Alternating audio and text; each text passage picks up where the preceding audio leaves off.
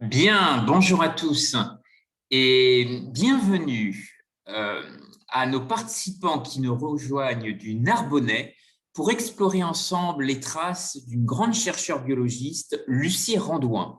Nous allons marcher sur les traces également des pionniers et des découvreurs de l'Aude. Bienvenue à tous. Nous allons explorer ensemble dans un format de visioconférence de 45 minutes ces liens entre science et nature. Alors, pour explorer, nous plonger dans l'histoire et le parcours extrêmement atypique des découvertes, des travaux scientifiques de Lucie Randouin, il est important de rappeler combien ces découvertes rentrent en écho avec une histoire de découvreurs et de pionniers dans l'Aude. Un héritage autour, bien entendu, de l'exploitation des ressources de la mer, la valorisation d'une très grande richesse qui est le sel, et qui aujourd'hui développe, bien entendu, des liens dans le domaine de la science, de l'innovation, de l'économie et de l'éducation. C'est un élément extrêmement important. Les minéraux marins, le littoral du département est un véritable laboratoire pour l'économie bleue, pour l'économie circulaire. Et c'est ce que nous allons explorer et regarder ensemble. Nous allons aussi parler d'innovation croisée avec d'autres filières et avec d'autres disciplines, puisque les travaux de Lucie Randouin ont aussi encouragé de façon inattendue un passage de témoin, un véritable voyage entre terre et mer que nous allons étudier avec la reconversion du savoir-faire horloger pour exploiter des minéraux marins. Alors, le patrimoine salin du Narbonnais est bien connu à travers le salin de Gruissant, mais la relation et l'histoire historique de la pêche a permis aussi d'explorer de nombreux produits sains et naturels. C'est le sel, mais c'est aussi la morue, qui a été aussi un élément extrêmement fort de l'histoire de la pêche, de ces Terre-Neuva qui allaient pêcher au large de Terre-Neuve. Nous allons y revenir. Alors, Lucie Randouin, et quel lien cette chercheure biologiste entretient-elle avec le territoire, avec le Narbonnais, avec le département de l'Aude? Nous allons le découvrir ensemble parce qu'elle a été un véritable oiseau migrateur entre les disciplines. Elle a été aussi une inspiratrice de l'économie circulaire pour d'autres femmes, et je voudrais citer à ce titre les travaux de la navigatrice Hélène MacArthur, qui dispose d'une fondation engagée en faveur de l'économie circulaire. Alors, cet oiseau migrateur entre science et nature, nous allons le découvrir ensemble depuis l'Aude, à travers la vie, tout simplement, de cette scientifique née Fandard, qui est originaire de Beurs-en-Othe, dans le département de l'Yonne. Elle a entrepris très jeune une carrière universitaire et scientifique dans un univers qui était essentiellement réservé aux hommes. Ce parcours inédit lui a très rapidement lui a ouvert les portes d'une carrière parisienne avec plusieurs palmarès. Lucie Randouin est la première femme biologiste à l'Académie de médecine à imaginer notre futur entre science et nature. Et après le décès de Marie Curie, aucune femme n'est entrée à l'Académie de médecine avant Lucie Randouin. Aujourd'hui, la place des femmes dans les institutions médicales reste congrue. C'est un débat qui est intéressant à ouvrir dans le contexte sanitaire que nous connaissons aujourd'hui. Je voudrais, sans tout mentionner, rappeler l'importance des travaux de Lucie Randouin dans le domaine des vitamines, des rations alimentaires équilibrées. Lucie Randouin a été la seconde femme agrégée de sciences naturelles, la première étant Marie-Thérèse Eugénie Robert en 1907. Elle est aussi la première femme à enseigner à la faculté de médecine de Paris. et elle terminera sa carrière avec la fonction de directrice générale honoraire du CNRS. Elle a œuvré pour défendre la place de la nutrition dans la science, la place de la diététique, et avec l'un de ses confrères, Jean Trémolière, elle ouvrira une première école publique dans le cadre d'un lycée technique. Lucie Randouin a eu un rôle extrêmement actif pendant les deux guerres, et je voudrais également le signaler. Pendant la guerre 14-18, elle a assuré à titre bénévole la direction des travaux pratiques au laboratoire de physiologie de la Sorbonne, en l'absence de travaux et de préparateurs qui étaient mobilisés sur le front. Des vaccins ont été également tenus secrets, car pendant la Seconde Guerre mondiale, Lucie Randouin a conservé des sérums et des vaccins de l'Institut Pasteur dans les sous-sols de l'Institut d'hygiène militaire de 1943 à 1944 et qui étaient à destination de la résistance. Des faits de résistance, il faut les mentionner. Tout d'abord, Lucie Randouin, dans un courrier adressé au directeur du CNRS, a fait mention d'autres faits de résistance dans son service. Je voudrais rappeler qu'elle a hébergé temporairement un prisonnier évadé qui faisait partie des forces françaises de l'intérieur. Elle a aussi encouragé et aidé une traductrice bibliographe qui naturalisée française et de confession juive, et également des hommes qui étaient affiliés au laboratoire et envoyés de force au STO, au service de travail obligatoire. Alors, Lucie Randouin a développé également des activités de prévention en santé publique, puisqu'elle a cessé de faire plus ou moins clandestinement des conférences sur l'alimentation.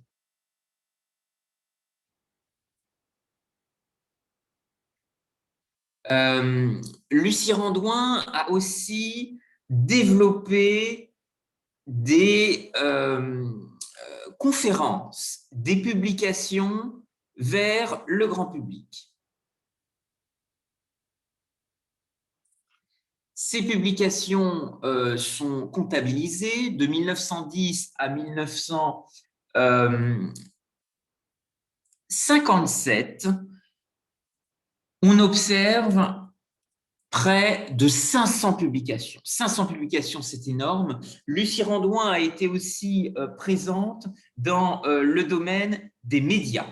Elle a été particulièrement active à travers une tribune de la santé, à la fois sur les ondes de radio, mais elle a aussi animé des émissions de télévision pour sensibiliser le grand public à ces travaux qui ont posé les bases d'une alimentation saine et équilibrée. Lucie Randouin a été aussi une ambassadrice des sciences. Elle a représenté la France à plusieurs reprises dans le cadre de grands colloques scientifiques, de conférences internationales. Elle a été d'abord à la Société des Nations dans les années 30, représenter la France comme déléguée française sur des sujets scientifiques majeurs qui avaient trait à la nutrition.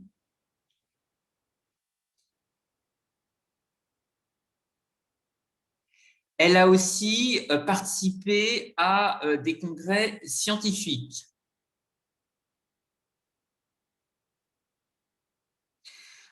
D'abord à Boston en 1929, à Rome en 1932 et également dans d'autres capitales européennes, Madrid, Bruxelles, mais aussi la Suisse dans les années 50.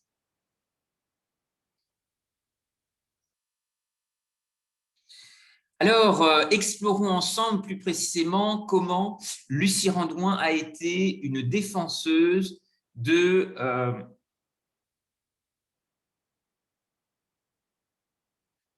l'équilibre alimentaire.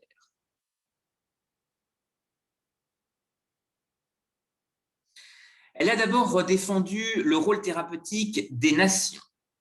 des rations. Ces rations constituées par des règles, et elle a aussi établi des liens de corrélation entre les problèmes de l'alimentation et ceux de l'alcoolisme. Enfin, Lucie Randouin a bien entendu mis en valeur des travaux extrêmement précurseurs sur les vitamines. Elle a véritablement valorisé à travers ses interventions l'importance de produits sains et naturels. Elle va beaucoup valoriser le sel, la pêche au saumon de Norvège, l'huile de foie de morue, de nombreux domaines, de nombreuses filières, de nombreux territoires.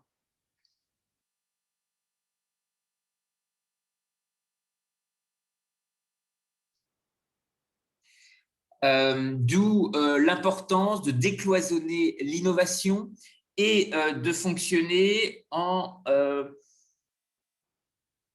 innovation ouverte. Ce qui nous permet de réfléchir ensemble et peut-être de débattre de l'importance de ce lien fort et direct entre la recherche fondamentale et le monde de l'entreprise, ce rapprochement entre les entreprises et les laboratoires des universités.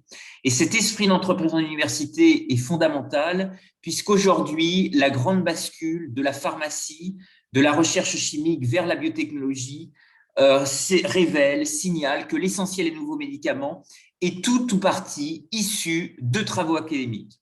L'industrie pharmaceutique a besoin de biologistes, a besoin de chercheurs biologistes, et il est essentiel que des entreprises soient fondées par des universitaires pour créer ce décloisonnement, travailler avec des industriels, travailler avec des acteurs de différentes filières. C'est véritablement de l'innovation ouverte.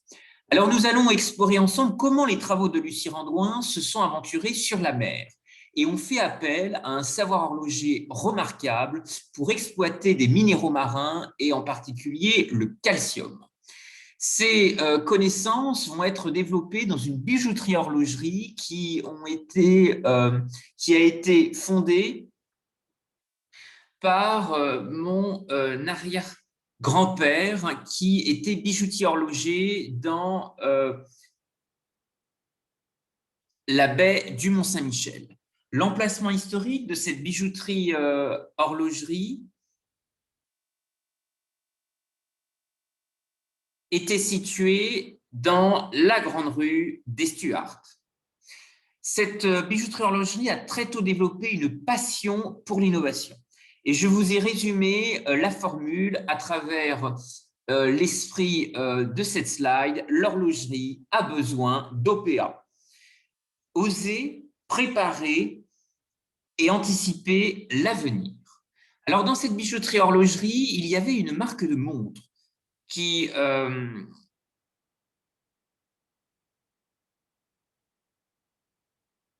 va faire beaucoup sensation, c'est la marque Zénith, qui a été portée par de grandes personnalités que vous avez ici à l'écran.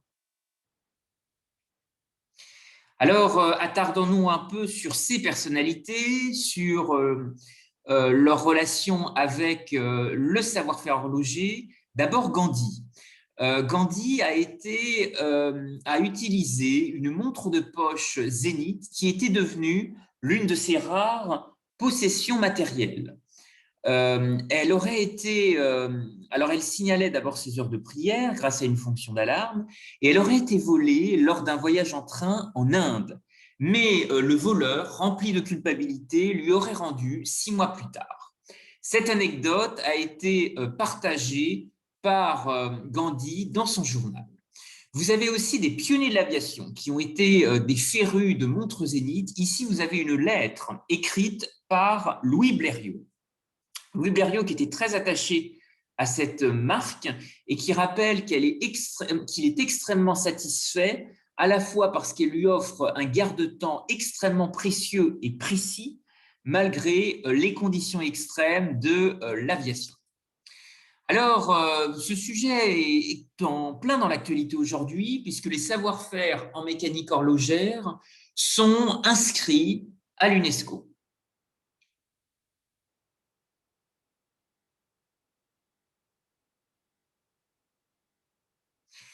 Depuis le 16 décembre 2020, l'UNESCO a inscrit les savoir-faire en mécanique d'horlogère et mécanique d'art sur la liste représentative du patrimoine culturel immatériel de l'humanité. Alors, si cette inscription met en valeur une tradition emblématique bien vivante aux portes de la Suisse,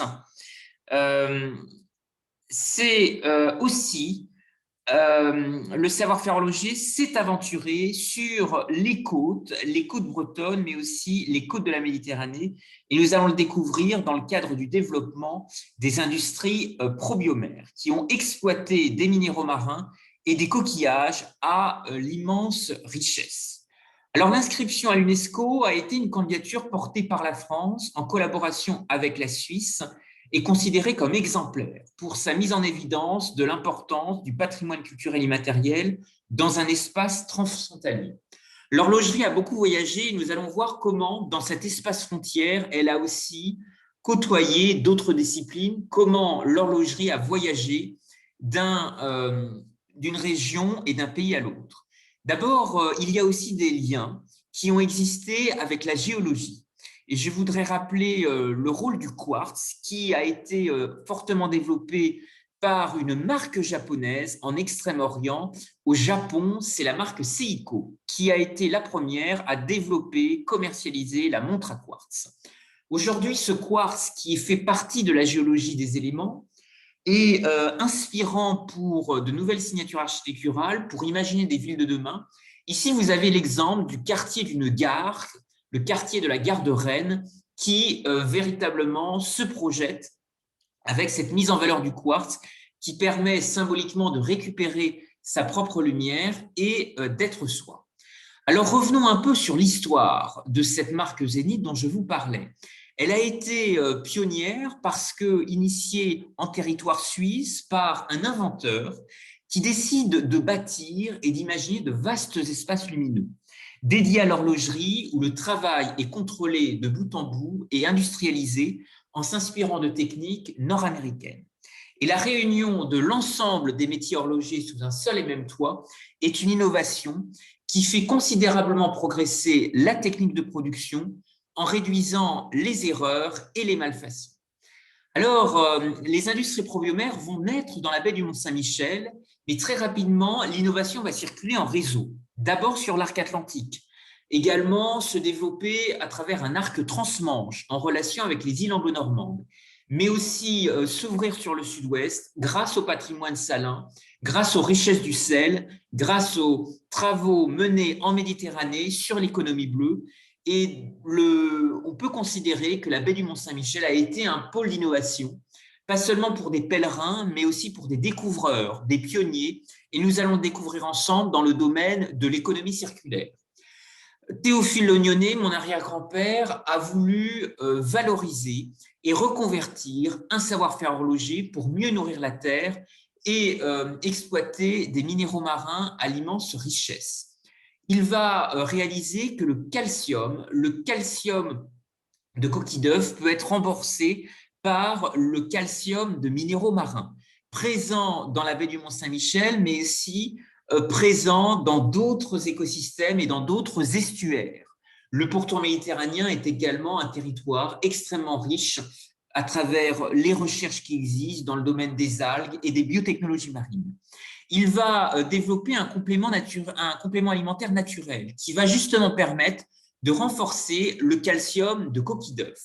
Le point de départ de cette entreprise, c'est la baie du Mont-Saint-Michel, car son écosystème, avec le jeu des marées, est extrêmement riche en calcium.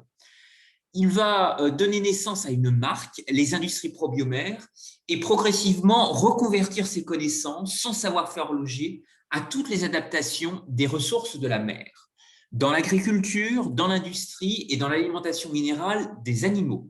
Ici, vous avez un coquillage qui a fait beaucoup parler de lui et qui a été à l'origine d'un contentieux avec la société Shell puisque finalement, les stations-service, Shell considérait que ce logo était beaucoup trop proche du logo utilisé par la marque bien connue de station-service. Alors, les découvertes qui vont être faites sur les coquilles d'œufs vont être récompensées par la prime d'honneur du ministère de l'Agriculture pendant la grande crise de 1936. Pour exploiter des minéraux marins, les industries premières vont s'associer avec des marins-pêcheurs et se porter acquéreurs d'un bateau qui s'appellera le Saint-Pierre, dont le nom fait référence à un grand passé antique, à celui de Césarée, qui est l'ancien nom antique de Jersey, mais qui est également très présent en Méditerranée et qui est associé à plusieurs personnages du Nouveau Testament, Pierre, Paul, Hérode et Pilate.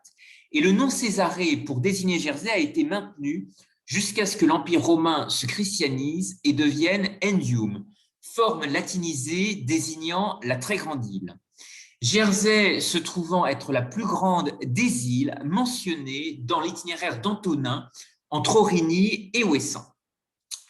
Alors, les industries premières ont développé une culture du brevet, puisque l'ensemble des procédés ont été brevetés avant de les industrialiser.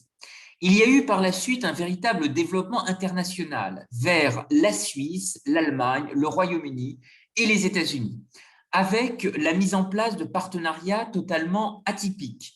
Tout d'abord avec des filières de l'économie monastique, et en particulier les moines de l'abbaye de Sept-Fonds qui fabriquaient la germaline, mais également des contacts avec des milieux scientifiques qui ont été extrêmement stimulants pour développer des découvertes. Et je pense en particulier au rôle d'une biologiste, Lucie Randouin, que nous découvrons ensemble à travers cette conférence, première femme à enseigner en Sorbonne et à rejoindre l'Académie de médecine.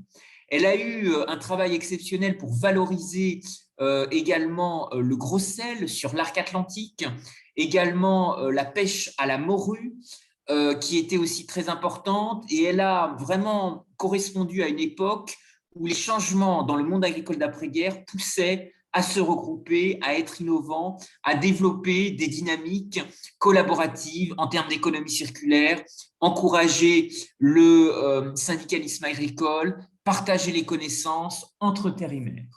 Alors, il a fallu, pour le sable coquillé extrême à la baie du Mont-Saint-Michel, se reconvertir, puisque rapidement, des périodes de pénurie vont marquer les années 60. Et à cette époque, les Japonais vont arriver dans le Grand Ouest de la France, en Bretagne, puisque les ostréiculteurs en baie de Cancale vont recevoir l'aide de leurs homologues japonais de la baie de Sendai pour reconstruire les parcs décimés.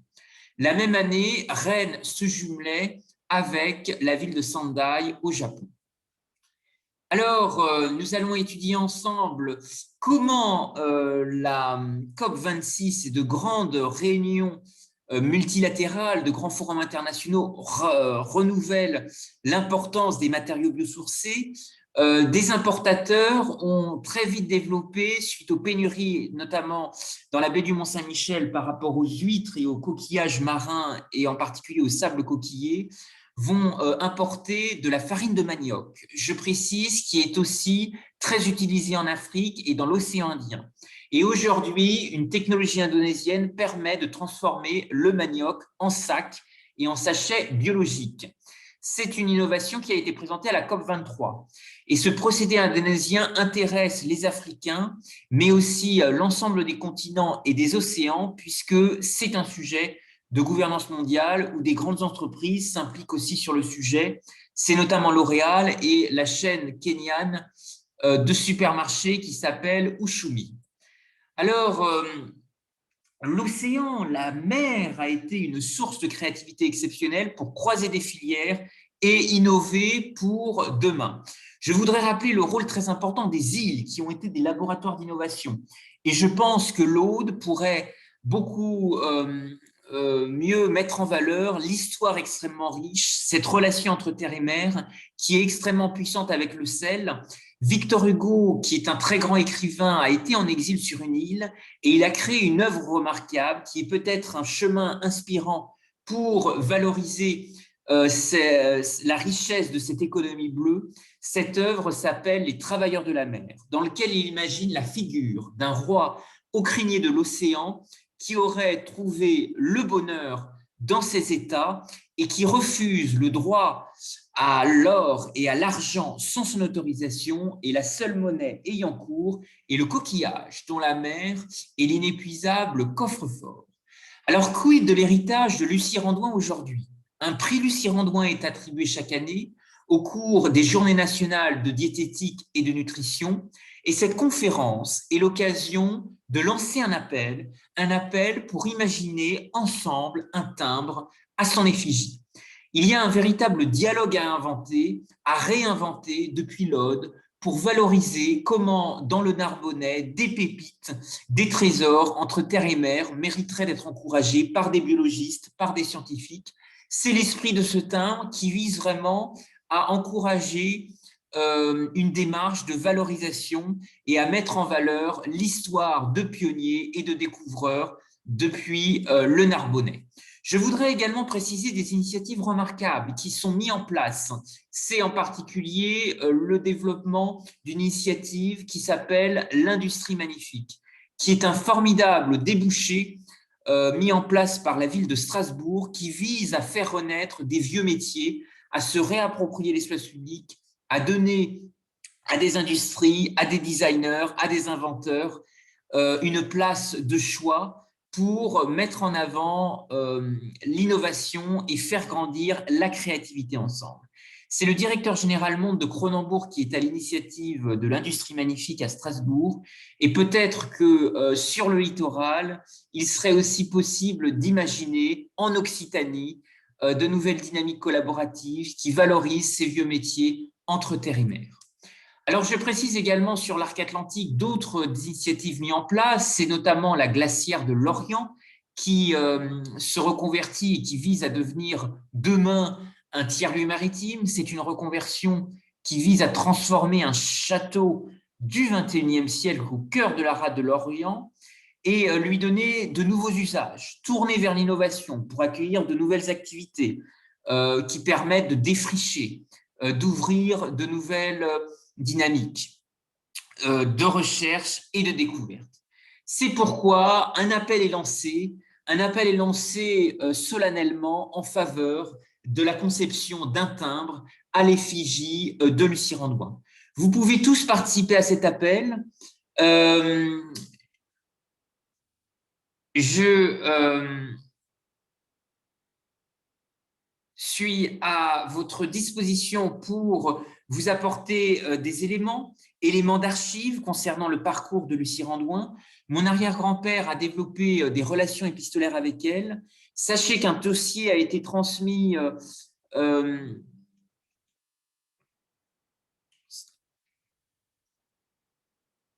Sachez qu'un dossier a été transmis à la filiale du groupe La Poste qui s'appelle Filaposte et qui est chargée d'exécuter le programme philatélique officiel français fixé par un arrêté ministériel et publié au journal officiel. Des élus locaux ont également été sensibilisés au Sénat. Bien entendu, c'est un appel largement citoyen à vos idées et coups de cœur si vous souhaitez participer et rejoindre l'aventure. Vous pouvez retrouver une pétition qui a été créée en ligne et qui existe sur la plateforme change.org. Je voudrais vous remercier à tous pour votre attention, vous rappeler que les avancées horlogères, l'univers de la nutrition, de la marine et la valorisation de nouvelles ressources liées à la mer, comme le sel, sont fortement liées, et Lucie Randouin a véritablement décloisonné l'innovation, ouvert un pont entre les disciplines et la nutrition santé. L'apparition des premières horloges astronomiques qui conservaient la mesure du temps sur un navire fut une révolution. Elles permirent à des marins de se positionner en mer avec une très grande précision. Je pense que c'est un héritage qui peut fortement inspirer l'Aude, l'Occitanie, les pôles de l'économie bleue, le Parlement de la mer qui avait été aussi créé à l'initiative de la région Languedoc-Roussillon. Nous pouvons trouver ensemble de nombreuses dynamiques collaboratives. Vous êtes les bienvenus pour participer à ces échanges. Il existe une bulle de discussion si vous souhaitez réagir et je suis de mon côté à votre disposition pour répondre à vos questions.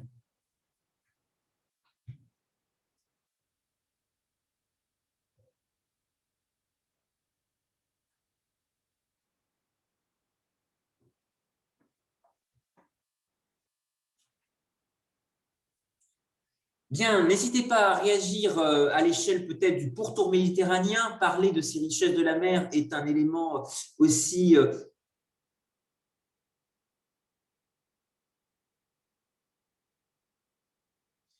peut-être utile pour croiser des relations avec des échanges méditerranéens et européens. Rappelez que le salin de Gruissan peut tout à fait être un pôle euroméditerranéen extrêmement fort pour faire connaître les dynamiques d'innovation qui existent autour de la mer, montrer aussi notre rapport entre science et nature. Vous êtes les bienvenus à réagir.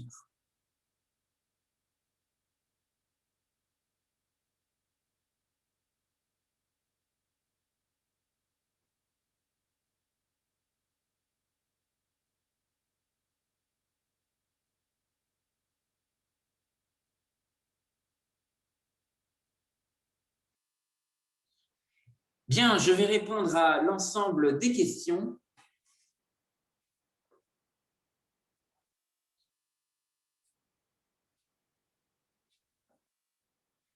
Dans la bulle qui a été créée à cet effet. Je voudrais vous remercier à tous de cette attention. La conférence est enregistrée et elle sera également restituée en vidéo. Vous êtes bien entendu, l'ensemble des participants, vous êtes bien entendu les bienvenus pour poursuivre les échanges et l'ensemble des participants recevra les planches de cette conférence. L'ensemble des ressources seront mis à disposition.